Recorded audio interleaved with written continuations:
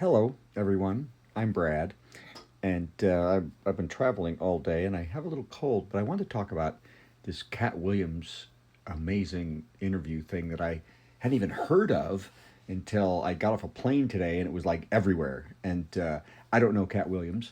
I have no business talking about any of the people Katt Williams was talking about. The only connection we all have is we're all comedians. They're all, of course, much more famous and funnier than I am.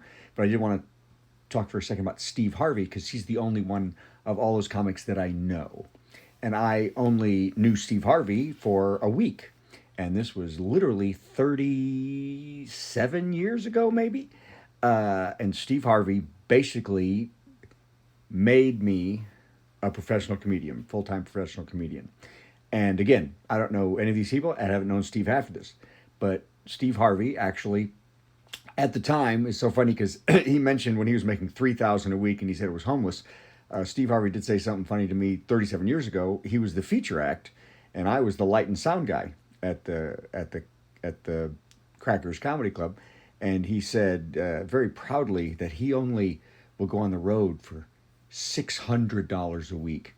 That was they had to pay him at least $600 a week. Now, I didn't make $600 a week for years after that, and that was amazing to me.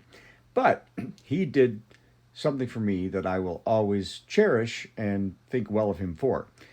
Steve Harvey actually watched my show, saw me do a set, and he saw the whole open mic. He came to the open mic, which is very rare for a professional comic to come to the open mic.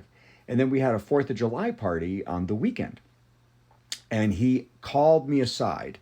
There were all these other comics and good guys, and they've had careers here and there.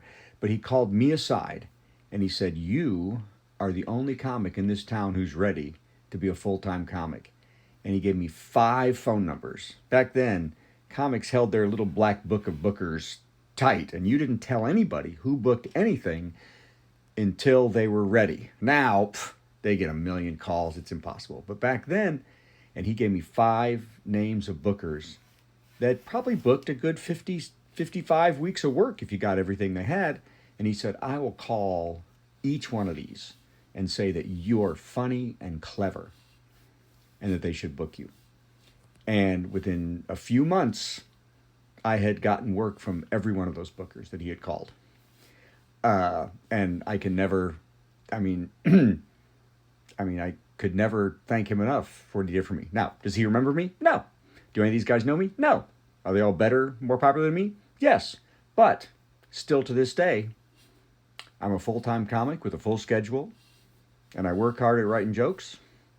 And Steve Harvey was a big part of that. So I know nothing else about the whole Katt Williams. Katt Williams is funny too. They're all funny. They're all funny.